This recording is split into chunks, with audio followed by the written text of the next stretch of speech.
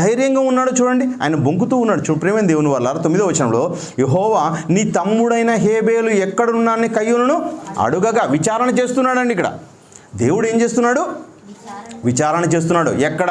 నీ తమ్ముడైన హేబేలు ఎక్కడ అంటే తెలిసి అడుగుతున్నాడా, తెలియక అడుగుతున్నాడా? తెలిసి అడుగుతారు. నువ్వు ఎలాంటి సమాధానం చెబుతావో అన్నది దేవుడికి విషయంలే. ఇదిగో నువ్వు అక్కడిగిన ఒక్కసారిగా అడిగిన వెంటనే నువ్వు తప్పు చెప్తావా, నిజం చెప్తావా, అబద్ధం చెప్తావా అన్న విషయం అన్నది చాలా ప్రధానమైనదని. తెలిసి అడుగుతారు విచారణ చేయడం. ఏమండి, తెలియకుండా అడుగుతారా? తెలుసు కదా, దేవునికి తెలుసు, దేవుని కళ్ళ ముందరే జరిగింది. అయినా కూడా దేవుడు అడుగుతూ ఉన్నాడు. యెహోవా నీ తమ్ముడైన హేబేలు ఎక్కడ ఉన్నాడని కయ్యూను అడగా అతడు నేను ఎరుగను. ఏమండి, నిజమా ఇది? నేను ఎరుగను అన్నమాట నిజమా? ఒకసారి ఆలోచించండి. నేను ఎరుగను అన్నాడు అంటే నాకు తెలియదు అంటున్నాడు. చంపింది ఎవరు? చంపింది కయ్యూనే. కయ్యూను చంపి కూడా నాకు అసలు ఏమాత్రం తెలియదు అని ఏం చేస్తున్నాడు? అబద్ధం మాట్లాడుతున్నాడు. అలా మాట్లాడడం ఎంత ధైర్యం ఉందో చూడండి. ఇంకా ఏం మాట్లాడుతున్నాడంట కింద మాటల్లో, నా తమ్మునికి నేను కావలివాడనా? నేనేమో నా తమ్మునికి కావలివాడనా? వాడు ఎక్కడుంటాడో నాకు తెలుసా? నాకు అసలు తెలియదండి. ఎక్కడున్నాడో నాకు తెలియదు, నాకు సంబంధమే లేదు, నేనేమన్నా కావలివాడనా అంటున్నాడంట. ప్రియమైన దేవుని వారలారా, ఎంత ధైర్యం ఉందో చూడండి. ఒకటి చేయడం నేరం చేశాడు, మరి అబద్ధం చెప్పాడు. అబద్ధం చెప్పేదే కాకుండా దేవుణ్ణి ఎదిరించి మాట్లాడుతున్నాడు.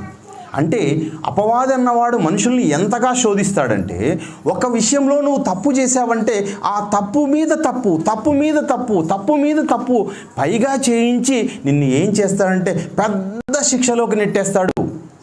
అన్నీ తెలిసి అడుగుతున్నాడు. దేవుడేమో తెలిసి అడుగుతున్నాడు. ఆదాము హవ్వల విషయంలో కూడా అదే అడిగాడు దేవుడు. అమ్మా నువ్వు పండు తిన్నావా అన్నాడు. ఏమండి, ఆదామా నువ్వు ఎక్కడ ఉన్నావు అంటే నేను తోట చెట్ల మధ్యలో నీ స్వరము విన్నప్పుడు నేను దాక్కున్నాను ప్రభువా అన్నాడు. నువ్వు తినవద్దన్న పండు నీవు తిన్నావా? నేను తినవద్దన్న పండు తిన్నావా అని విచారించాడు దేవుడు. అడగలేదండి, తెలిసే అడిగాడు. పండు తిన్నాడన్న విషయం తెలుసు. అవును ప్రభువా నేను తిన్నానని చెప్పాడా? లేదండి, ఇదిగో ఈ స్త్రీ, నువ్వు ఇచ్చిన ఈ స్త్రీ వల్లే నేను పండు తిన్నాను అని చెప్పాడు. అవ్వమ్మని అడిగాడు, అమ్మా నువ్వేమైనా పండు తిన్నావా? కారణం ఏమి అంటే ఆమె ఉంటుంది, సర్పం అంటుంది. సర్పం నన్ను మోసపుచ్చినందువల్ల నేను తిన్నాను, కానీ నేను మంచిదాన్ని ప్రభువా అంటుంది. ప్రియమైన దేవుని వారలారా, మనిషి అనేవాడు పరిస్థితి ఏమంటే తప్పు జరిగిన తర్వాత నేను అపరాధం మీద అపరాధం, తప్పు మీద తప్పు, తప్పు మీద తప్పు చేస్తూ పోతూ ఉంటాడు. అలా మొదటి కూడా చేశాడు అని చెప్పే విషయాన్ని ఆయన చెప్పడం లేదు. నేను చేశాను ప్రభువా, నేను తప్పు చేశాను ఇక్కడ అని చెప్పడం లేదు.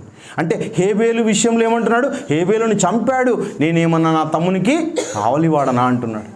అందుకనే ఏమండి దేవుడు శిక్ష విధించాడు కయ్యూనికి. కయ్యూను చంపిన వానికి ఏమంట 7 శిక్ష అన్నాడు. కయ్యూను చంపకూడదు, నేను కూడా శిక్ష విధిస్తున్నాను. ఏం చేశాను? ఇదిగో దేశదిమ్మరిగా తిరుగుతాడు. ఏమండి, మీరంతా కూడా బంధువుల మధ్యలో ఉంటున్నారు, బంధువులుగా ఉంటున్నారు. ఒకవేళ మీరు కూడా అండి మీ బంధువుల మధ్యలో కాకుండా మీరు ఏదో ఏమండి ఒకరు మహారాష్ట్రకి వెళ్ళిపోవాలనుకోండి, లేదా గుజరాత్ ప్రాంతానికి వెళ్ళిపోవాలనుకోండి, ఎలా ఉంటుంది మీ పరిస్థితి ఆలోచించండి. ఏమండి, భార్యాభర్తల మధ్య, బంధువుల మధ్య కాకుండా ఎవరినైనా శిక్ష విధించినప్పుడు నువ్వు గుజరాత్కి వెళ్ళిపోవాలి, అండమాన్కి వెళ్ళిపోవాలని ఇచ్చారనుకోండి, అది శిక్షనా కదా? శిక్ష. ప్రియమైన దేవుని వారు, చాలా ఘోరమైన శిక్ష అది. అంటే మన బంధువులు, మన రక్త సంబంధికులు, పిల్లల దగ్గర కాకుండా బయట ప్రాంతానికి వెళ్ళిపోవడం అన్నది అది శిక్ష. అలా దేవాది దేవుడు కూడా కయ్యూనుకి ఏం చేశాడు? శిక్ష విధించాడు. కయ్యూను కనుగొని ఎవరైనా హత్య చేస్తే వారికి 7 శిక్ష అన్నాడు. ప్రియమైన దేవుని వారలారా, మరి అంటే తప్పుని పాపాన్ని కప్పి పెడితే దేవుడు విచారిస్తాడు, ఇదిగో ఈ భూమి మీద శిక్ష విధిస్తాడన్న సంగతి కూడా అర్థమవుతుంది. ఏమండి, హేబేలుకి ఏమన్నారండి? మనం కూడా ఎన్నో పాఠాల్లో చదువుకుంటాం. నీతిమంతుడైన హేబేలు, పరిశుద్ధుడు. ఏమంట మొట్టమొదటిసారిగా పరదేశికి వెళ్ళింది ఎవరంట? హేబేలు అని చదువుకుంటాం. హేబేలు మొదలుకొని అని చదువుకుంటాం. కయ్యూని విషయంలో అది లేదు. ప్రియమైన దేవుని వారలారా, కనుక మరి రక్తాపరాధాన్ని చూసి దేవుడు లెక్కలేనితనం, కయ్యూనులో ఏముందంటే లెక్కలేనితనం కనబడుతోంది, గర్వం కనబడుతోంది, అసూయ కనబడుతోంది. అంటే వీటన్నిటి వల్ల రక్తాపరాధిగా మారిపోయాడు. ప్రియమైన దేవుని వారలారా, ఈ మధ్య కాలంలో అండి మా ప్రాంతంలో కూడా ఒక హత్య జరిగింది. ప్రియమైన దేవుని వారలారా, ఒక హత్య జరిగింది. ఆ హత్య విషయంలో ఒక అమ్మాయిని ఒక అబ్బాయి చంపేశాడు. ఆ అమ్మాయి టీచర్గా పనిచేస్తుంది. ఆటో తోలే వ్యక్తి ఆ అమ్మాయి పరిచయాలు ఏర్పరచుకొని చాలా దూరంగా తీసుకెళ్తూ అనేక సార్లు మాట్లాడుతూ ఆమెతో అక్రమ సంబంధాన్ని కలిగి ఉండి ఆమె వివాహం అన్నప్పుడు ఈయన ఆల్రెడీ వివాహమైన వాడు ఏం చేశాడు? ఆ అమ్మాయిని చంపేశాడు. అలా చంపినప్పుడు ఎవరిని ద్వారా కనుక్కుంటారంటే ఇక్కడ మనం చూస్తూ ఉన్నాము. అదే ఆదికాండంలో చూడండి, అక్కడ ఆదికాండంలో ఇది చెప్పిన తర్వాత చెప్తాను. 10వ వచనం చూడండి. 10వ వచనంలో అప్పుడు ఆయన నీవు చేసిన పని ఏమిటి? నీ తమ్ముని రక్తం యొక్క స్వరము నేలలో నుండి నాకు మొరపెట్టుచున్నది. ఏమండి, ఇప్పుడు హేబేలు మాట్లాడగల, హేబేలు ఎక్కడున్నాడు? చనిపోయాడు. ఇప్పుడు అతన్ని పట్టించేది ఎవరంట? అతడు తప్పు చేశాడన్న విషయాన్ని పట్టించేది ఎవరు? రక్తం. నేలలో నుండి నీ తమ్ముని యొక్క రక్త స్వరము మాట్లాడుతుంది అని దేవుడు చెప్తున్నాడు. ఇందాక చెప్పిన ఎగ్జాంపుల్లో కూడా ఒక అమ్మాయిని చంపేశారు. అమ్మాయిని చంపినప్పుడు అక్కడ జరిగిన ఇన్సిడెంట్ని బట్టి పోలీసు వాళ్ళు వచ్చినప్పుడు ఏం చేస్తారండి? అక్కడ అన్నింటినీ పరిశీలిస్తారు. పరిశీలించి దేని ద్వారా చంపాడు అని విచారిస్తే అక్కడ అన్నింటినీ చూస్తారండి. చూసినప్పుడు అక్కడ ఒక రాయి మీద రక్తపు మరకలు ఉన్నాయనుకోండి, ఓకే, ఈ రాయితో చంపాడు. ఏదంతా చంపాడు? ఈ రాతితో చంపగా ఈమె రక్తం బయటకు వచ్చింది. ఆమె రక్తాన్ని, ఈ రాతి మీద ఉన్న రక్తాన్ని వాళ్ళు ఏం చేస్తారండి? టెస్ట్ చేస్తారు. అదే గ్రూప్ ఉందా, వేరే గ్రూప్ ఉందా? ఒకవేళ ఆ రాతి మీద ఎవరి వేలి ముద్రలు ఉన్నాయి, అన్నింటినీ చూస్తారు ప్రేమ దేవుని వాళ్ళు. అలా చూసినప్పుడు ఈ రక్తం ఏమని సాక్ష్యం ఇస్తుంది? ఈ రక్తం అన్నది సాక్ష్యం ఇస్తుంది ఇతడే హంతకుడు అని. అంటే ఈనాటికి కూడా ఏది సాక్ష్యం ఇస్తుంది? రక్తం. ఒకరు కత్తితో చంపారనుకోండి, కత్తితో చంపినప్పుడు ఆ కత్తి మీద ఉన్న రక్తపు మరకలను బట్టి ఆ రక్తం ఎవరిది అంటే ఆ రక్తం అన్నది సాక్ష్యం ఇస్తుంది. ఈ రోజు కూడా ఏది సాక్ష్యం ఇస్తుందంటే ఆ రోజు మొదటి హత్య జరిగింది, ఆ రక్తం మాట్లాడింది. ఈ రోజు కూడా రక్తమే సాక్ష్యం ఇస్తోంది. వేలి ముద్రలు అన్నవి సాక్ష్యం ఇస్తున్నాయి. వీరు రక్తాపరాధులు, పలాని వాళ్ళు మాత్రమే ఈ హత్యలో పాల్గొన్నారన్న విషయాన్ని చెప్తుంది ప్రేమ దేవుని వల్ల. కనుక రక్తం అన్నది, ఆ రక్తపు గుర్తులు అన్నవి ఏం చేస్తాయి? సాక్ష్యాన్ని ఇస్తాయి. అలా ఆ సాక్ష్యం ద్వారా ఏం చేస్తాయి? వారిని పట్టిస్తాయి. వారిని నిందితులుగా వీరు పలాని వారు చేశారండి అన్న విషయాన్ని చెప్తాయి ప్రేమ దేవుని వల్ల. ఏమండి, అదేవిధంగానే ఒక మంచి విషయం చూద్దాం. ఆదికాండము విచారణ చేసే విషయంలో ఆదికాండము 9వ అధ్యాయము 4-5 వచనాలు చదువుదామండి. మరియు మీకు ప్రాణమైన రక్తమును గురించి విచారణ చేయుదును. దాని గురించి చూడండి, మరియు మీకు ప్రాణమైన మీ రక్తమును గూర్చి విచారణ చేయుదును. రక్తాన్ని గూర్చి దేవుడు విచారిస్తాడంట. రక్తం ఎవరు బయటకు తీశారు, ఎలా తీశారు, అలా తీసిన వారిని దేవుడు ఏం చేస్తాడు? కఠినంగా శిక్షిస్తాడు ప్రేమ దేవుని వల్ల. రక్తాపరాధుని గురించి దేవుడు శిక్షిస్తా అంటున్నాడు. కింద మాటలోకి వెళ్ళినట్లయితే కింద మాటలో ఏం చెప్తున్నాడంటే, దాని గూర్చి ప్రతి జంతువును నరులను విచారణ చేయుదును. ఇంకా జంతువులను కూడా విచారిస్తా అంటున్నాడు. ఒక ఎద్దు ఒక మనిషి రక్తాన్ని బయటికి తీసింది అనుకోండి, ఆ జంతువును కూడా నేను విచారిస్తానంటున్నాడు. ఏ జంతువులు కూడా మానవుని చంపడానికి హక్కు లేదండి. ఒక గుర్రం పైనుంచి పడవేసి ఒక మనిషిని చంపింది అనుకోండి, ఒక గాడిద ఒక మనిషిని చంపింది అనుకోండి, ఒక జంతువు ఒక మనిషిని చంపింది అనుకోండి, దాని గురించి కూడా జంతువులను నేను విచారిస్తాను. అదేవిధంగా జంతువుల రక్తాన్ని ఆహారం కొరకు కాకుండా నీ అంతకు నీవే నీ ఆనందం కొరకు జంతువుని చంపావనుకోండి, అది కూడా దేవుడు ఏమంటున్నాడు? తప్పే అంటున్నాడు. ఏ జంతువు రక్తాన్ని మనం ఏం చేయకూడదంట? ఉలికించకూడదు అంటున్నాడు. ఆ జంతువులు ఏం చేస్తున్నాయంటే మనకు సేవ చేస్తున్నాయి, దాన్ని చంపకూడదు. అంటే జంతువుని చంపకూడదు, జంతువులు మనిషిని విచారణ చేస్తాను. అంటే రక్తాన్ని ఎట్టి పరిస్థితుల్లో బయటికి తీయకూడదు. ఏ మనిషి కూడా ఇంకొక మనిషి యొక్క రక్తాన్ని బయటికి తీయకూడదు. ఏ మనిషి కూడా జంతువు రక్తాన్ని బయటికి తీయకూడదు. ఏ జంతువు కూడా మనిషి రక్తాన్ని బయటికి తీయకూడదు. అలా తీస్తే నేను విచారణ చేస్తాను, విచారించి వారికి నేను శిక్ష ఇస్తాను. కనుక రక్తాపరాధులుగా మాకండి. రక్తాన్ని చిందిస్తే ప్రతి వారికి కూడా ఏముంటుందంటే శిక్ష ఉంటుంది అనే విషయాన్ని దేవుడు చెప్తున్నాడు. ఏమండి, అంటే మనిషికి హక్కు లేదా? మనిషికి హక్కు లేదండి. రక్తాన్ని తీసే హక్కు మనిషికి లేదు. అంటే ఎవరిచ్చారు ఈ దేహాన్ని? దేవుడు అనుగ్రహించాడు ఈ దేహాన్ని.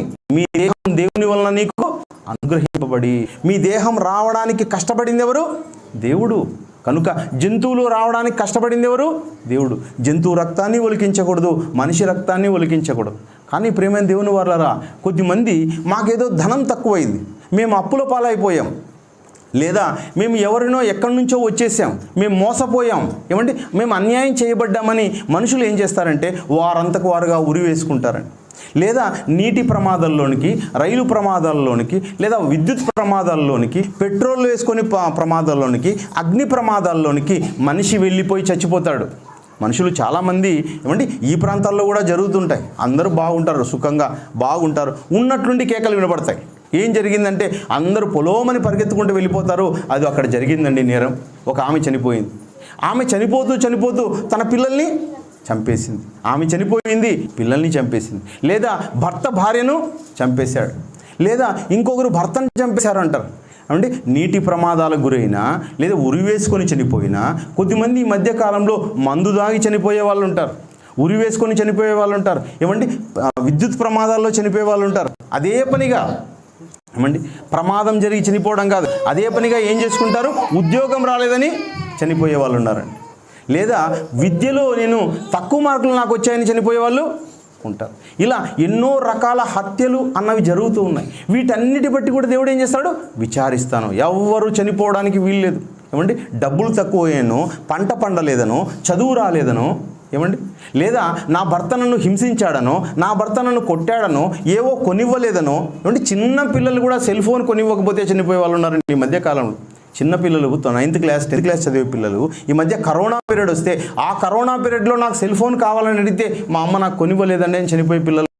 అంటే ఎవరి ప్రాణము తీసుకునే హక్కు ఎవరికి లేదు. నా ప్రాణం నేను తీసుకుంటా అంటే దానికి కూడా దేవుడు అనుమతించాడు. నీది కాదు ప్రాణం, నీకు ప్రాణాన్ని ఇచ్చింది ఎవరు, నేనే. నీకు దేహాన్ని ఇచ్చింది ఎవరు, నేనే. ఈ సృష్టిలో అన్ని చేసింది ఎవరు, నేనే. నీవు బ్రతికితే నువ్వు నా కొరకు బ్రతకాలే తప్ప నీ ప్రాణం తీసుకునే హక్కు కూడా నీకు లేదని చెబుతున్నాడు ప్రియమైన దేవుని వల్ల. కనుక ఎట్టి పరిస్థితుల్లోనూ చావును అనుమతించదు. ఏమంటే క్రైస్తవులు రక్తాపరాధులా అంటున్నాం, క్రైస్తవులు రక్తాపరాధులా అంటున్నాం. అంటే క్రైస్తవులు ఎప్పుడైనా, అంటే పాఠం దగ్గరికి వస్తున్నాను, పాఠంలో క్రైస్తవులు ఎప్పుడైనా కర్రలతో ఇతరులను కొట్టారా? క్రైస్తవులు ఎవరైనా ఇతరులని ఏమంటే తుపాకీతో కాల్చారా, చంపారా, ఎవరినైనా రక్తాన్ని ఒలికించారా అంటే ఎక్కడ కూడా కనపడదండి. క్రైస్తవులు ఎవరిని చంపలేదు కదా, వీళ్ళు పరిశుద్ధులు కదా, నీతిమంతులు కదా, వీళ్ళు దేవుని పిల్లలు కదా. మరి వీరు ఎప్పుడు అపరాధం చేశారండి? వీరు ఎప్పుడైనా ఎవరినైనా చంపారా అంటే కన్నా ఎప్పుడూ చంపనివట్టుగా కనిపిస్తుంది. ప్రియమైన దేవుని వారలారా, ఈ క్రైస్తవులు అనగానే క్రీస్తును ధరించుకున్నవారు. క్రీస్తు ఎవరండి?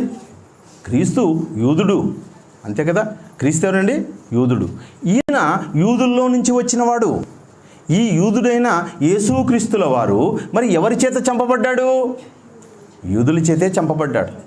అంటే ఆయన సొంత వారే, ఆయన స్వజనమే ఆయనను అంగీకరించక ఆయన్ని ఏం చేశారంట, చంపేశారంట. ప్రేమ దేవుని వాళ్ళు ఎవరికి అప్పగించి చంపారు అంటే, యూదులు ఎవరికి అప్పగించారంటే రోమీయులకు అప్పగించారు. రోమీయులకు అప్పగించి రోమీయుల చేత శిలువ శిక్ష విధించి చంపించారండి. మీ అందరికీ తెలిసిన విషయమే. ఒకసారి చూద్దాం ఆ విషయాన్ని. మత్తయి సువార్త 27వ అధ్యాయము, మత్తయి సువార్త 27వ అధ్యాయము,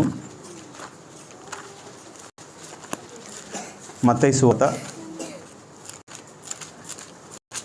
27వ అధ్యాయము 24వ వచనంలో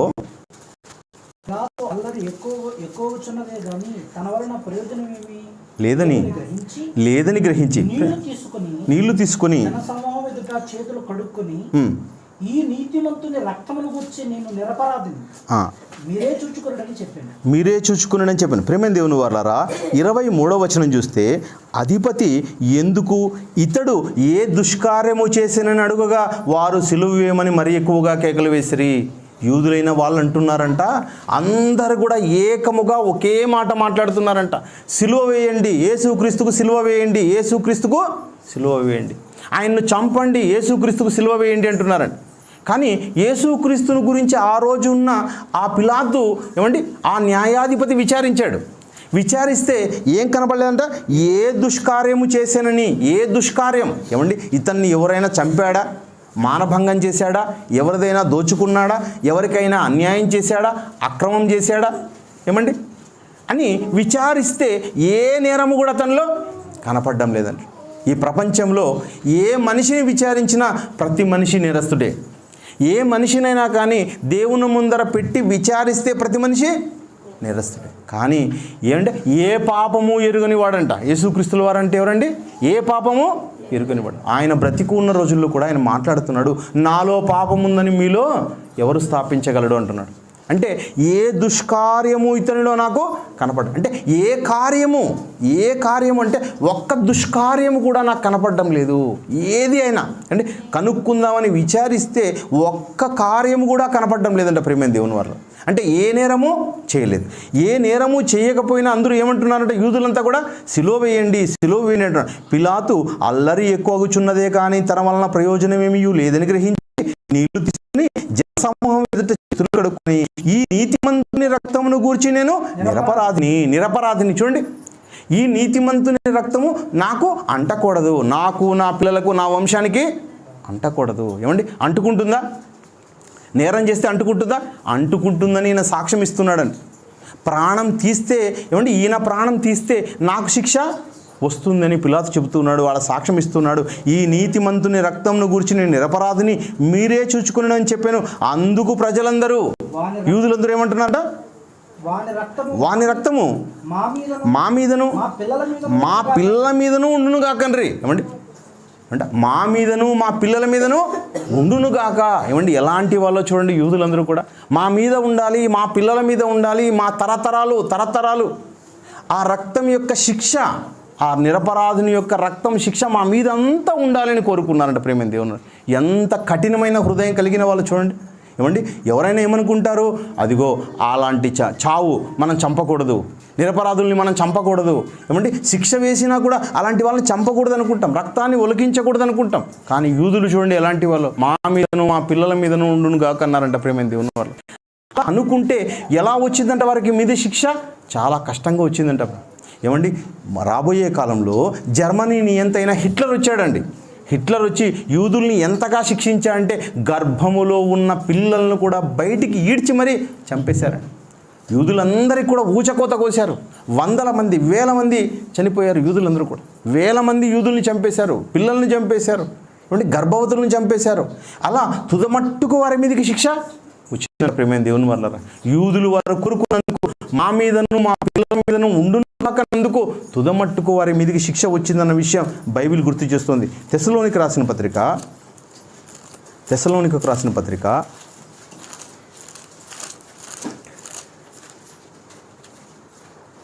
2వ అధ్యాయము, మొదటి తెస్సలోనికి రాసిన పత్రిక 2వ అధ్యాయము 15-16 వచనాలలో ఆ యూదులు తమ పాపములను ఎల్లప్పుడూ సంపూర్తి చేయుటకై ప్రభువైన యేసును ప్రవక్తలను చంపి, ఎవరిని హింసించారంట? యేసును చంపారంట, ప్రవక్తలను చంపారంట.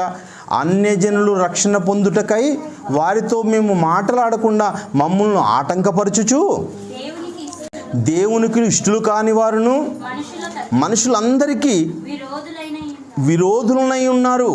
దేవుని ఉగ్రత తుదమట్టుకు వారి మీదకి చూడండి. దేవుని ఉగ్రత, దేవుని యొక్క శిక్ష అన్నది ఎలా వచ్చిందంట? తుదమట్టుకు, చివరి వరకు యూదులను వెంబడించిందంట ప్రేమైన దేవుని వాళ్ళ. అంటే అలా రక్తాపరాధులుగా మారిపోయిన వారు ఎవరు కనిపిస్తున్నారు? యూదులు రక్తాపరాధులు. దేవుడు బైబిల్లో రాయిస్తున్నాడు ప్రేమైన దేవుని వారు.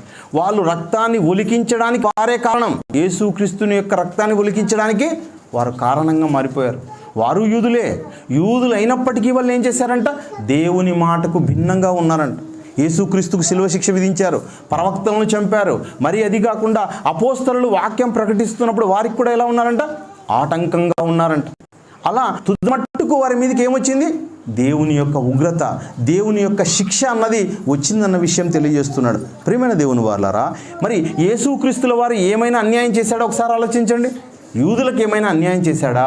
ఆ రోజు ఉన్న వారికి ఏమైనా మోసం చేశాడా? ఎవరినైనా అవమానపరిచాడా? నిందించాడా? ఒకసారి ఆలోచించండి. లేదండి. యేసుక్రీస్తుల వారు అందరికీ ఏమి ఇచ్చాడండి? ఆరోగ్యాన్ని ఇచ్చాడు, ఆహారాన్ని ఇచ్చాడు, వాళ్ళ సమస్యలు తీర్చాడండి.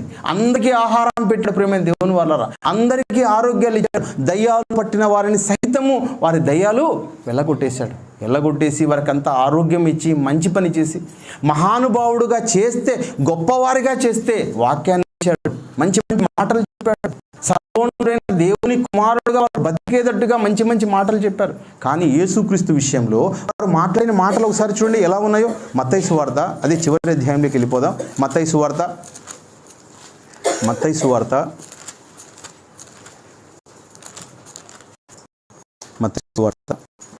63వ వచనం చూడండి. 27వ అధ్యాయంలో 62వ వచనంలో,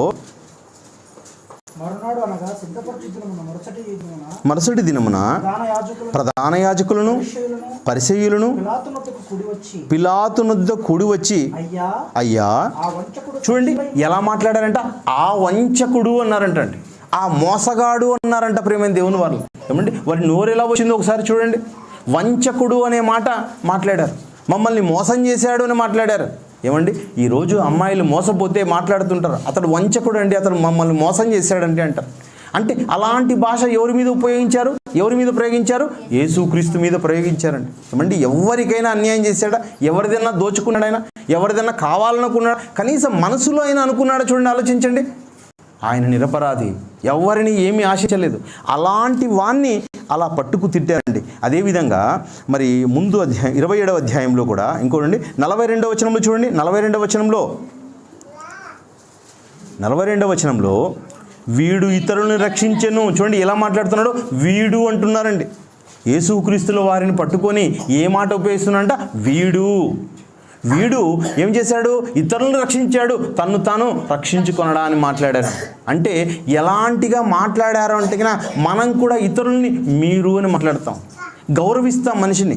కానీ అతనితో మేలులన్నీ పొంది, అతని యొక్క ఆహారం తిని అతనితో మేలులు పొంది కావలసినవన్నీ తీసుకున్న తర్వాత ఎలా మాట్లాడుతున్నారు అంటే అతనిని ఆ వంచకుడు అని మాట్లాడు, వీడు అని మాట్లాడారు. అలా కూడదు అలాంటి పనులన్నీ చేసేసారండి. చాలా ఘోరంగా యేసుక్రీస్తుల వారిని మాట్లాడారు, యేసుక్రీస్తుని అపహసించారు, యేసుక్రీస్తుని గురించి అంటే శిలువ శిక్షకు విధించారు. వారు కూడా చాలా ఘోరంగా ఆయన్ను శిక్షించారు. చివరి రక్తపు బొట్టు వరకు ఆయన్ని బయటకు తీశారు. ప్రియమైన దేవుని వల్ల ఎవరైనా చనిపోతే రక్తపు బొట్టన్నా మిగులుతుంది. కానీ యేసుక్రీస్తు విషయంలో ఏం జరిగిందంట, ఆ గొల్గోతా కొండ మీద శిలువ శిక్ష విధిస్తే ఆ శిలువ శిక్షలో యేసుక్రీస్తుకి ఎంత ఘోరమైన శిక్ష విధించారంటే బల్లెపు పోటు ద్వారా చివరి రక్తపు బొట్టు వరకు యేసుక్రీస్తుని నేల ఉరికించారండి. యేసుక్రీస్తు యొక్క రక్తం అంతా నేల మీదకి వచ్చిందండి. ప్రియమైన దేవుని వారలారా, ఇంత శిక్ష విధిస్తే ఏమండి క్రైస్తవులు ఇప్పుడు ఏమంటే క్రైస్తవులు ఎలా ఉన్నారంటే ఇప్పుడు నిరపరాధులా? క్రైస్తవుల గురించి ఆలోచిద్దాం. క్రైస్తవులు అంటే ఆ రోజు యూదులు ఎలాంటి వారని అర్థమైంది. యూదులు రక్తాన్ని చిందించారు, రక్తాపరాధులు. యూదులు శిక్ష విధించారా? లేదండి. కానీ యూదులు ఎవరి చేత శిక్ష విధించడానికి కారణమయ్యారు? రోమీయుల చేత శిక్ష విధించడానికి కారణం ఎవరు? యూదులే. యూదులు లేకపోతే రోమా గవర్నమెంట్ శిక్ష విధించదు. కనుక ప్రియమైన దేవుని వాళ్ళారా, యేసుక్రీస్తు శిలువ శిక్షకు పోవడానికి కారకులు ఎవరంట? యూదులు. అంటే వారు చంపలేదు. ఎవరితో చంపించారు? రోమీలతో చంపించారు. అయినప్పటికీ కూడా ఏమంటారంటే ఆ రక్తాపరాధం మాకును మా పిల్లల మీదకి రాగాక అన్నారు. వాళ్ళు మా పిల్లలందరి మీదకి రాగాక అన్నారు. అలాగే వచ్చింది. అంటే వారు రక్తాపరాధులే. ఎవరు రక్తాపరాధులు? యూదులు రక్తాపరాధులే. దావీదు రక్తాపరాధే. అదేవిధంగా డైరెక్ట్గా చిందించిన ఆ కయ్యూను కూడా రక్తాపరాధే. వీరందరూ రక్తాపరాధులైతే మరి క్రైస్తవులు అన్న వాళ్ళు మనం ఎప్పుడన్నా చిందించామండి రక్తం? ఎవరైనా చంపామండి? మనం ఎవరిని చంపలేదండి. మనం ఎవరి రక్తాన్ని మనం బయటికి తీయలేదు. మనం ఎలా ఉన్నామంటే పరిశుద్ధులుగా ఉన్నాం, నీతిమంతులుగా ఉన్నాం. మనం ఇంటికి వస్తూ ఉన్నాం, చర్చికి పోతూ ఉన్నాం. ఎక్కడ కూడా ఎవరిని కూడా పల్లెత్తు మాట అనడం లేదు. వాక్యాన్ని ప్రకటిస్తూ ఉన్నాం, లేదా ఎవరైనా ఆహారం పెడితే తీసుకుంటున్నాం. ఎవరి ఆహారాన్ని కూడా మనము ఆశించడం లేదు. మరి అలాంటి సమయంలో మనం రక్తాపరాధులుగా ఎలా అవుతాం? మనం రక్తాపరాధులుగా కామనుకుంటాం ప్రేమైన దేవుని వల్ల.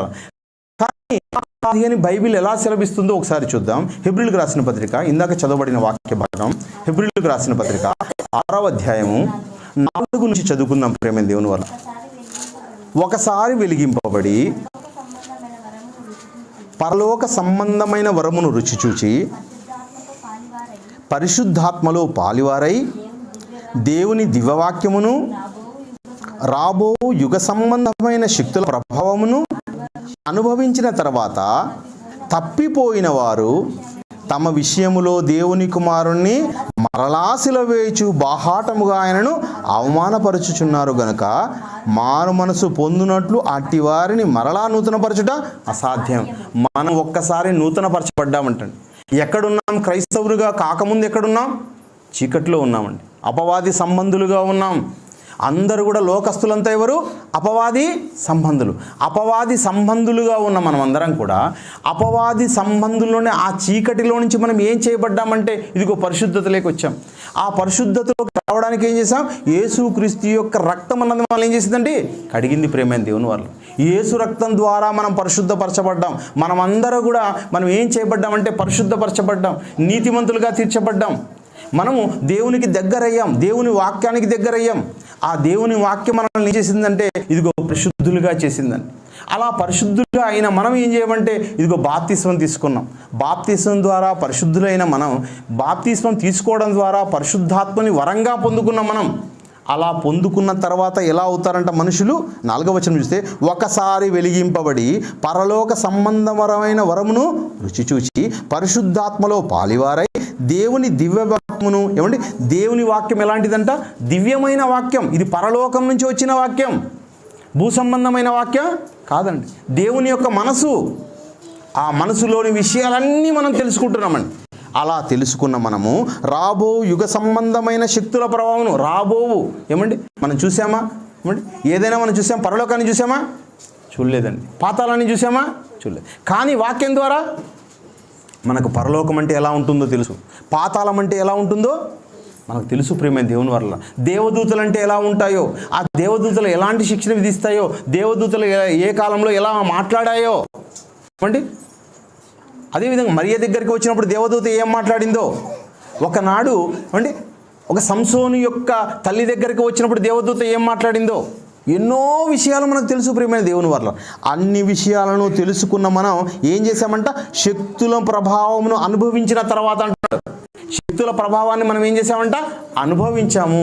ఈరోజు గాలిని ఏ విధంగా అనుభవిస్తున్నామో, ఆహారాన్ని ఏ విధంగా అనుభవిస్తున్నామో, దేవుని యొక్క దివ్య వాక్యాన్ని కూడా మనం ఏం చేసాం? అనుభవించేసాం.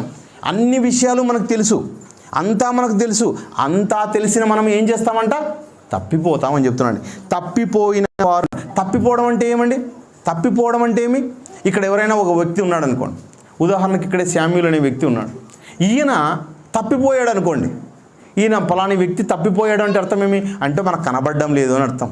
అయ్యా మా సంఘానికి వచ్చే ఒక ఆయన శామ్యూల్ అనే ఆయన, ఇంత వయసు ఉంటుంది, ఆయన ఇలా ఉంటాడు, ఇంత హైట్ ఉంటాడు, ఇలా ఉంటాడు, ఆయన ఫోటో ఇది, మాకు కనబడడం లేదు, మాకు కనబడడం లేదు. తప్పిపోవడం అంటే ఏమి? కనబడకుండా పోవడం. కానీ దేవుని విషయంలో ఏమైనారంటే వాళ్ళందరూ తప్పిపోయారు. దేవుని విషయంలో తప్పిపోయారు. అంటే దేవుడు ఏమనుకుంటున్నాడు? దేవుడు వీరు ఏదో చేస్తారనే, దేవుని కోసం బ్రతుకుతారనే ఉద్దేశంతోనే దేవుని యొక్క దివ్యవాక్యాన్ని, పరలోక సంబంధమైన అన్ని విషయాలను, ఆ ప్రభావాన్ని మనకు తెలియపరిస్తే మనం ఏం చేసామంట? లోకం విషయంలోకి వెళ్ళిపోయామంట ప్రియమైన దేవుని వాళ్ళారా. అపవాది మార్గంలోకి వెళ్ళిపోయామంట. అంటే దేవుని వాక్యాన్ని ఎరిగిన వారు ఎలా ఉండాలి? అబద్ధం చెప్పవచ్చా? అబద్ధం చెప్పవచ్చా? కానీ అబద్ధం మాట్లాడుతున్నారు. అన్యాయం చేయొచ్చా? మరీ అన్యాయం చేస్తున్నారు, మరీ అక్రమం చేస్తున్నారు, మరీ మోహపు చూపులు చూస్తున్నారు. మరి ఇదిగో ఈ లోక సంబంధంలో చీకటి సంబంధులుగా ఉన్నప్పుడు ఎలా ఉన్నారో మరీ అలాగే ఉన్నారు. అలా ఉంటే ఏమైన వాళ్ళంటే వాళ్ళు తప్పిపోయిన వారు. తప్పిపోయిన వారు, ఆ తప్పిపోయిన వారు తమ విషయంలో దేవుని కుమారుని మరలా సిలువ వేయచ్చు. ఇప్పుడు మనం ఏం చేస్తున్నామంట? అలా అబద్ధం మాట్లాడకూడదని తెలుసుకున్నాం మనం, అంతే కదండి. యేసుక్రీస్తు ఏమంటారంటే, మీరు అవునంటే అవును, కాదంటే కాదు. మీ మాట అవునంటే అవునుగా ఉండాలి, కాదంటే కాదుగా ఉండాలి. అంతకు మించినది ఏది? అది అపవాది నుంచి పుట్టింది అన్నాడు. అంటే దేవుని విషయంలో మనం అబద్ధం మళ్ళీ ఆడామనుకోండి, ఏం చేసినట్టు? యేసుక్రీస్తుని మరలా సిలువ వేసినట్టు. ఎవరు? మనమే. యేసుక్రీస్తుని ఆ రోజు వేశారు, ఒకసారి వేశారు. మనం ఏం చేస్తున్నామంట? సారికి మాటి మాటికి ప్రతిరోజుకు 10 సార్లు వేసేస్తున్నామంట సిలువ. ఎంత ఘోరమో ఆలోచించండి ప్రేమ దేవుని వాళ్ళు. అంటే సిలువ శిక్ష వేస్తున్నది ఎవరు? అదిగో క్రైస్తవులు అన్నవారే. క్రైస్తవులకు అంతా వాక్యం అంతా నేర్పి, దేవుని యొక్క ప్రభావం గురించి, శక్తుల గురించి అంతా చెప్పి, దేవుని యొక్క దివ్యవాక్యాన్ని మనకు దగ్గర చేస్తే ఏమండి ఈరోజు ప్రపంచంలో ఉన్న క్రైస్తవులకు ఎక్కువ తెలిసిందా, లేదా జైశాలి గారు పెంచే పిల్లలకు ఎక్కువ తెలిసిందా? వాక్యం ఆలోచించండి. ఎవరికి ఎక్కువ తెలిసింది వాక్యం? మనకెక్కువ తెలిసిందా? ప్రపంచంలో ఉన్న 400 క్రైస్తవులకు, 400 కోట్ల మంది క్రైస్తవులకు వారికి ఎక్కువ తెలిసిందా? మనకేనండి ఎక్కువ వాక్యం తెలిసింది. ప్రపంచానికి ఎవరికి వాక్యము తెలియలేదు. అంత క్రైస్తవులు, పుట్టుక క్రైస్తవులు, వారు చర్చికి వెళ్తారు, ఏం చేస్తారండి, చంకలో బైబిల్ పెట్టుకుంటారు, పోతారు, వస్తారు. అంటే మనము కూడా శిలువ శిక్ష వేస్తున్నామా? వారు కూడా శిలువ శిక్ష వేస్తున్నారు. మాట మాట్లాడితే అబద్ధం అండి, మాట నోరు తెరిస్తే అబద్ధం, నోరు తెరిస్తే అన్యాయం. ఎవరిదో దోచుకోవాలని, ఏవో చేయాలని, దాచుకోవాలని, సొంతంగా సంపాదించుకోవాలని ఎన్నెన్నో ప్రయత్నాలు అన్నవి మానవ సమాజంలో జరుగుతున్నాయి. దేవుడు అంటే బయట వాళ్ళు ఎలా ఉన్నారో, క్రీస్తు ఎరుగని ప్రజలు ఎలా ఉన్నారో, క్రీస్తు ఎరిగిన ప్రజలు కూడా అలాగే ఉన్నారు. ఏమాత్రమో తేడా లేదు. మాకు క్రీస్తు తెలుసు అన్న విషయం తప్ప వాళ్ళు ఎలా ఉన్నారో మనం కూడా అలాగే ఉండిపోయాం. అలా ఉన్న వారంతా ఏం చేస్తున్నారంటే క్రీస్తుని బాహాటంగా శిలువ శిక్ష విధిస్తూ ఉన్నారు, శిలువ శిక్ష విధిస్తూ ఉన్నారు. అంటే క్రీస్తుకు ఆ రోజు యూదులు వేసింది ఒకసారి, కానీ మనం ఏం చేస్తున్నాం? గంట గంటకు శిలువ శిక్ష విధిస్తున్నామంటే ఏ చూపు చూసినా, ఏ ఆలోచన చేసినా దేవునికి తెలిసిపోతుంది. అలా తెలిసిపోవడం ద్వారా మనం ఏం చేస్తున్నాం? శిలువ శిక్ష విధిస్తున్నాం. అంటే మనం కూడా ఎవరము? రక్తాపరాధులమే. ప్రియమైన దేవుని వాళ్ళరా, ఇలాంటి రక్తాపరాధులైపోతే, నేరస్తులుగా మారిపోతే, పరిశుద్ధులుగా ఉండాల్సిన మనం ఏమండి, న్యాయంగా ఉండాల్సిన మనం అన్యాయం చేస్తుంటే దేవుడు విధించిన శిక్ష విధిస్తాడండి. దేవుడు కూడా శిక్ష విధిస్తాడు. ప్రియమైన దేవుని వాళ్ళరా, ఈ రక్తాపరాధులైన మనల్ని మనం ఏ విధంగా అయినా కానీ శుద్ధి కాలేం. ప్రియమైన దేవుని వాళ్ళరా, శుద్ధి కాలేం. ఒకసారి చెబుతున్నాడు ఇర్మియా గ్రంథము 2వ అధ్యాయంలో చూడండి. ఇర్మియా గ్రంథము 2వ అధ్యాయము 22వ వచనము చూడండి. ఇర్మియా గ్రంథము 2వ అధ్యాయము 22వ వచనంలో, శ్రేష్టమైన ద్రాక్షావళి వంటి దానిగా నేను నాటి తిని కేవలం నిక్కమైన విత్తనము వలని చెట్టు వంటి దానిగా నేను నాటి తిని నాకు జాతిహీనపు ద్రాక్షావల్లి వలె నీవెట్లు భ్రష్ట సంతానమైతివి. చూడండి, ఇదంతా కూడా యూదుల గురించి మాట్లాడుతున్నాడు. ఏమయ్యారంట? ఎక్కడున్నారండి వీళ్ళందరూ కూడా? ఎక్కడో ఉన్నారు, ఐగుప్తులో ఉన్నారు. ఐగుప్తులో ఉన్న వారిని తీసుకొచ్చి ఎక్కడ నాటాడంట దేవుడు? పాలు తేనెలు ప్రవహించు దేశంలోకి తీసుకొచ్చి నాటాడంట. ప్రేమ దేవుని వల్ల ఒక మంచి ఫలసాయాన్ని దేవుడు ఆశిస్తున్నాడు. మన నుంచి మంచి మంచి ఫలాలు రావాలని దేవుడు కోరుకుంటున్నాడండి. మన గురించి ఎందుకు ఇంత సత్యవాక్యాన్ని దేవుడు మనకి ఇచ్చాడో కూడా ఆలోచించండి. ప్రేమ దేవుని వల్ల ఎవరికి లేనటువంటి భాగ్యాన్ని మనకెందుకు ఇచ్చాడు? ఆ రోజు ఇశ్రాయేలును దేవుడు కోరుకోవడంలో ఎందుకు కోరుకున్నాడు వారిని? 7 జనాంగాలు ఉన్నాయండి. 7 జనాంగాలు ఎక్కడున్నాయంట? అక్కడ ఉన్నాయి, ఆ కనాను ప్రాంతంలో ఉన్నాయి. వారందరినీ వాళ్ళని వెళ్ళగొట్టడంలో ప్రధానంగా పోరాడింది ఎవరు? ఇశ్రాయేలు పోరాడారా? లేదే. పోరాడింది ఎవరు? సాక్షాత్ దేవుడు పోరాడండి. దేవుడు పోరాడి ఎక్కడో ఐగుప్తులో ఉన్న వారిని ఏం చేశారండి? పాలు తేనెలు ప్రవహించు దేశానికి ఎన్నో కష్టాలండి. దేవునికి అంత కష్టపడిందంత ఎవరు? దేవుడే. ప్రేమైన దేవుని వల్ల వారిని తోడుకొని రావడంలో వారందరినీ ఎర్ర సముద్రాన్ని దాటించాడు. ఎర్ర సముద్రాన్ని దాటించడంలో మోషే పాత్ర ఉందంటారా? మోషేనా? వాడుకున్నాడు దేవుడు అంతే. మోషే పాయలుగా చీలిపోయింది. అలా చేయాలని అనుకున్నది ఎవరు? దేవుడు. దేవుని ఆలోచనలు ఎంత కష్టమో ఆలోచించండి. ఏమండి, మనం ఏదైనా కానీ ఒక చిన్న పని చేయాలంటే కష్టం అనుకుంటాం. ఎర్ర సముద్రాన్ని పాయలుగా చీలడం అంటే అది చిన్న విషయమా? వచ్చిన తర్వాత ఫరో సైన్యాన్ని అంతా దేవుడు ఏం చేశాడు? చంపేశాడు. వారిని చంపేసి తోడుకొని పోవడం, వారి కాళ్ళకు కూడా ఏమంటే వాపు రాలేదంట. 40 సంవత్సరాల పాటు అరణ్యంలో నడిపించాడు. వారి కాళ్ళకు వాపు రాకుండా వాళ్ళకి ఏం చేశాడు అంటే మంచి ఏమంటే ఆహార పదార్థాలను ఇచ్చాడండి. మాంసాన్ని ఇచ్చాడు, మంచి నీళ్ళని ఇచ్చాడు, ఆకాశము నుండి మన్నాని, దేవదూతలు తినే ఆహారాన్ని మనకి ఇచ్చాడండి, వారికి ఇచ్చాడు. ఆహారం తిన్నారు వారందరూ కూడా. ఆహారం తిని పోషించి ఎన్నో కష్టాలలో వాళ్ళని తోడుకొని పోయి వాళ్ళు ఏమనుకున్నాడంటే వీళ్ళు శ్రేష్టమైన ద్రాక్షావల్లిగా అక్కడ నాటుతాను, వీరు మంచి మంచి ద్రాక్షలు కాస్తారనుకున్నాడు. కానీ దేవుడికి ఎలా కాచారంట? కారు ద్రాక్షలు కాశారంట. ఏమండి, అంటే తినడానికి ఏవి పనికిరానివి. అంటే దేవుడు ఏమనుకున్నాడు? వాళ్ళ నుంచి మంచి ఫలాలు వస్తాయనుకున్నాడు. ఇక్కడ అంటాడు, జాతిహీనపు ద్రాక్షావల్లి వలె నీవెట్లు భ్రష్ట సంతానం అయిపోతివి. ఏమండి దేవుడు వాళ్ళని పాపాన్ని పరిహరించి వాళ్ళని తోడుకొని వస్తే వీరు గొప్ప జనాంగంగా మారతారు అనుకుంటే ఇది ఏమైపోయారు, వారు కూడా మంచి ఏమంటే పండ్లను ఇవ్వలేకపోయారు. ప్రేమ దేవుని వాళ్ళ అక్కడ చెబుతూ ఉన్నాడు, నీవు క్షారంతో కడుగుకొనినను విస్తారమైన సబ్బు రాసుకొనినను నీ దోషము మరకవలే నాకు దోషం అట్లే కనబడుతుంది. ఏమండి ఎలాంటి దాంతో కడిగాడు, ఇలా నువ్వు క్షారంతోనో సబ్బుతోనో దేనితో కడుక్కున్నా నీ పాపం పరిహరించబడదు. అందుకని మనల్ని దేనితో కడిగాడంటే దేవుడు యేసుక్రీస్తు రక్తం ద్వారా కడిగాడు. మనల్ని అందరినీ దేనితో మనల్ని కడిగాడండి దేవుడు యేసుక్రీస్తు రక్తం ద్వారా మనల్ని కడిగి పరిశుద్ధులుగా చేసి నీతిమంతులుగా పరిశుద్ధులుగా దేవుని పిల్లలుగా చేసుకున్నాడు. ఇప్పుడు మనం ఎలా కనపడాలి దేవునికి, ఇంకా అలాగే కనపడాలి, పరిశుద్ధులుగా కనపడాలి, దేవుని యొక్క నీతిని నెరవేర్చేవారుగా కనపడాలి. న్యాయం చేయాలి, మనం అన్యాయం అసలు చేయకూడదు. లోకాన్ని అనేది మనము ఆశించకూడదు. ఏమండి శరీరాశ నేత్రాశ జీవబుడంబం లేనివాడిగా క్రైస్తవుడు ఈ భూమి మీద బ్రతకాలి. అలా అనుకున్న దేవుడు ఏం చేశాడంటే రక్తాపరాధులుగా మారే క్రైస్తవులుగా మారిపోయారంట. ఏమండి అలా చేస్తున్న క్రైస్తవుడికి మారిపోయారు, రక్తాపరాధులుగా మారిపోయారు. ఎలా రక్తాపరాధులుగా మారిపోయారో ఒక వచనం చూపిస్తానండి. కొరింథీయులకు రాసిన పత్రిక 11వ అధ్యాయము, కొరింథీయులకు రాసిన పత్రిక 11వ అధ్యాయం ముగిస్తాను. 11వ అధ్యాయం 23వ వచనం చూద్దాం. మొదటి కొరింథీయులకు రాసిన పత్రిక 11వ అధ్యాయము 23వ వచనము, అప్పగించిన దానిని ప్రభువు వలన పొందితిని. ప్రభువు అయిన యేసు తాను అప్పగింపబడిన రాత్రి ఒక రొట్టెనెత్తుకొని కృతజ్ఞతాస్తులు చెల్లించి దానిని విరిచి, ఇది మీ కొరకైన నా శరీరము, నన్ను జ్ఞాపకం చేసుకున్నట్టుకై దీన్ని చేయుడని చెప్పాను. ఆ ప్రకారమే భోజనమైన పిమ్మట ఆయన పాత్రనెత్తుకొని, ఈ పాత్ర నా రక్తం వలనైన కొత్త నిబంధన, మీరు దీనిలోని త్రాగనప్పుడు నన్ను జ్ఞాపకం క్రైస్తవులు అనేక మంది కోట్ల మంది పోతున్నారు. ప్రభువు బల్లలో పాలు పంపులు పొందుతూ ఉన్నారు. అలా ప్రభువు బల్లలో పాలు పంపులు పొందే వారికి ఏం చేస్తున్నారండి, అందరూ కూడా రొట్టెను ద్రాక్షారసాన్ని పుచ్చుకుంటున్నారు. ఆ రొట్టె ద్రాక్షారసం తీసుకుంటున్నప్పుడు ఎలా వస్తున్నారంటే చర్చిలకి, ఏమండి రొట్టె ద్రాక్షారసం తీసుకునే సమయంలో అందరూ కూడా తెల్లని వస్త్రాలు వేసుకొని రావాలని చెప్తారండి. తెల్లని వస్త్రాలు వేసుకొని వచ్చి రొట్టె ద్రాక్షారసంలో పాలు పంపులు పొందాలి. ఏమంటే ఉందా అక్కడ ఏమన్నా, ఎక్కడైనా ఉందా అండి ఆ విషయం?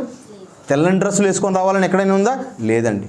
ఈరోజు క్రైస్తవులకి ఏం చెప్తున్నారంటే ఆచారం చెబుతూ ఉన్నారు. ఏమండి ఎవరైనా కానీ రొట్టె ద్రాక్షరసం తీసుకునే ముందు ఈ వారంలో మీరు చేసిన పాపాలని మీరంతా జ్ఞాపకం చేసుకోండి అని చెప్తున్నారండి. ఏమండి యేసుక్రీస్తుల వారు 40 దినాల పాటు శ్రమపడ్డాడు కదా, లేదా మీకోసం చనిపోయాడు కదా. అంటే గుడ్ ఫ్రైడే దినం వస్తుందండి. ఆ గుడ్ ఫ్రైడే దినంలో యేసుక్రీస్తు గురించి ఏం చేస్తారు, అందరూ కూడా బాధపడతారు, అందరూ కూడా ఏడుస్తారు, కన్నీళ్లు పెడతారు, పెడబొబ్బలు పెడతారు, బాధపడతారు, ఏడుస్తారు, కన్నీళ్లు పెడతారు. కానీ వారి జీవితాలు ఎలా ఉన్నాయి? మరీ మామూలుగానే ఉన్నాయి. మరీ అబద్ధాలే ఆడతారు, మరీ అన్యాయమే చేస్తారు, మరీ అక్రమమే చేస్తారు. ఏమండి అన్యాయము అక్రమము దోషక్రియలు చేయకూడదు, కానీ చేయాల్సిన పని ఉందండి. అక్కడ చెబుతున్నామంటే ఏమంటే యేసుక్రీస్తు నా శరీరము ఏం చెప్తున్నాడు, ఇది మీ కొరకైన నా శరీరము, నన్ను జ్ఞాపకం చేసుకుని చేయండి, నన్ను జ్ఞాపకం చేసుకోండి, నన్ను జ్ఞాపకం చేసుకోండి. ఇంకేమంటున్నాడు, రక్తం యేసుక్రీస్తుల వారి రక్తానికి సాదృశ్యంగా మరి ద్రాక్షారసం తీసుకునేటప్పుడు కూడా ఏం చేయాలంట అంటే దీనిలోనిది త్రాగున్నప్పుడల్లా నన్ను జ్ఞాపకం చేసుకున్నట్టు చేయండి, నన్ను జ్ఞాపకం చేసుకోండి, నన్ను జ్ఞాపకం చేసుకోండి. ఆ జ్ఞాపకం చేసుకున్న వాళ్ళు ఏమండాలి, ఇదిగో క్రీస్తు రక్తంలోనికి పాలు పంపును పొందిన మీరందరూ కూడా క్రీస్తును ధరించుకొని ఉన్నారు, క్రీస్తును ధరించుకొని ఉన్నారు. క్రీస్తులో ఏ పాపము లేదండి, క్రీస్తులో పాపమే లేదు. క్రీస్తులో పాపం లేకపోతే మీరు కూడా ఎలా ఉండాలి, పాపము లేని వారుగా ఉండాలి. అలా పాపము లేని వారుగా ఉండి మీరు ఏం చేయాలో ఒక పని చెబుతున్నాడు. ప్రేమ దేవుని వల్ల చూద్దాం. అది నన్ను జ్ఞాపకం చేసుకుంటారా, మీరు ఈ రొట్టెను తిని 26వ వచనము, మీరు ఈ రొట్టెను తిని ఈ పాత్రలోనిది తాగినప్పుడల్లా ప్రభువు వచ్చే వరకు ఆయన మరణమును, ప్రభువు వచ్చే వరకు చేయాల్సిన పని ఏమంట ప్రతి క్రైస్తవుడు క్రైస్తవురాలు ఏం చేయాలి, ఆయన మరణమును గురించి ప్రచురము చేయాలి. దేవుడు ఎన్నుకున్నాడు, మీరు చీకటిలో నుండి ఆశ్చర్యకరమైన తన వెలుగులోనికి మిమ్మును పిలిచిన వాని గుణాతిశయములను ప్రచురము చేయుటకై అంటే ఏర్పరచబడిన వంశం, దేవుని పిల్లలని చెప్పాడండి, పరిశుద్ధ జనం అని చెప్పాడు. రాజులైన యాజక సమూహం అని చెప్పాడు. అంటే మనల్ని ఎందుకు ఏర్పరచుకున్నాడు దేవుడు? ప్రచురము చేయుటకై. ప్రచురము చేయాలి, మీరు ప్రకటించాలి. ప్రకటించడానికే మీరు ఏర్పరచుకున్నారు. ఏమండి, క్రైస్తవులు ఎవరైనా ప్రచురిస్తున్నారా? ఆలోచించండి. ప్రచురిస్తున్నారా? ప్రచురించడానికి ఎవరో కొద్ది మంది మాత్రమే వెళ్తారు. అందరూ వెళ్తారా? అందరినీ వెళ్ళమన్నాడా? కొందరి మందిని వెళ్ళమన్నాడా? బల్లలో పాలు పంపులు పొందే వాళ్ళందరూ చేయాల్సిన పని ఏమంట? క్రీస్తుని గురించి ప్రకటించాలి, క్రీస్తుని గురించి ప్రకటించాలి. ఇక్కడ దైవజనులు ఉన్నారండి. దైవజనులు క్రీస్తు కోసం ప్రకటించకపోతే మనం అందరూ చేయాల్సిన పనేమి? మన ఇళ్ళలో ఉండాలనా? కాదు కదా. ఆయన శరీరంలోనూ ఆయన రక్తంలోనూ పాలు పంపులు పొందితే ప్రతి వారు చేయాల్సిన పనేమి? అందరూ కూడా క్రీస్తుని యొక్క మరణం, ఆయన సమాధి, పునరుత్థానం మనము ప్రకటించబద్దులై ఉన్నామని చెప్తున్నాండి. అలా కాకుండా కింద మాటలు 20వ వచనంలో, కాబట్టి ఎవడు అయోగ్యముగా ప్రభు యొక్క రొట్టెను తినునో లేక ఆయన పాత్రలోనిది త్రాగునో వాడు ప్రభువు యొక్క శరీరమును గూర్చియు ఆయన రక్తమును గూర్చియు అపరాధి అగును. అంటే రక్తాన్ని గురించి ఏమైపోతున్నామంట? అపరాధులం. రక్తాన్ని తీసుకున్న మనము ఆ రక్తాన్ని తీసుకున్న తర్వాత చేయాల్సిన పని ఏమి? ఆ పని చెయ్యకపోతే మనం ఎవరంటున్నాడు? రక్తాపరాధులు. ఆయన శరీరాన్ని తీసుకున్న మనం, ఆయన రక్తాన్ని తీసుకున్న మనం ఎవడు అయోగ్యంగా ప్రభు యొక్క రొట్టెను తిననో. ఏమండి, అయోగ్యంగా అంటే అర్థమేమి? అయోగ్యంగా అంటే ఏమి? అంటే రొట్టె తీసుకున్న నువ్వు ప్రకటించకపోతే అది అయోగ్యం. అంటే అయోగ్యం అంటే ఏదో కాదు. రొట్టె తీసుకున్న నువ్వు ప్రకటించకపోతే మనం ఏమైపోతాం? రక్తాపరాధులమైపోతాం. ఆయన శరీరాన్ని తీసుకుంటున్నాం మనం, ఆయన రక్తాన్ని తీసుకుంటున్నాం మనం. ఏం చేయాలండి? ఆ పాత్రలోని తాగునో వాడు ప్రభు యొక్క శరీరమును గూర్చియో రక్తమును గూర్చియో అపరాధియగును. ఏమండి, ఈరోజు క్రైస్తవులు ఎవరన్నా ప్రకటిస్తున్నారా? క్రైస్తవులందరూ ప్రకటిస్తున్నారా? ప్రకటించడం లేదు. ప్రకటించకపోతే ఏమవుతాం? రక్తాపరాధులుగా మారిపోతాం. అండి, ఈరోజు జయశాలి గారి దగ్గర నేర్చుకున్న మనం ఈరోజు సత్యాన్ని, వాక్యాన్ని ఉన్నట్లుగా ప్రకటిస్తున్నాం. ఏది లేనిదాన్ని చెప్పడం లేదండి. దేవుని మాట ఏదైతే చెబుతుందో అదే చెబుతున్నాం. అండి, దేవుని మాట చెప్పని చోట మనం మాట్లాడడం లేదు. కానీ ఇతరులందరూ ఏం చేస్తున్నారంటే దేవుని మాట చెప్పని చోట కూడా వాళ్ళు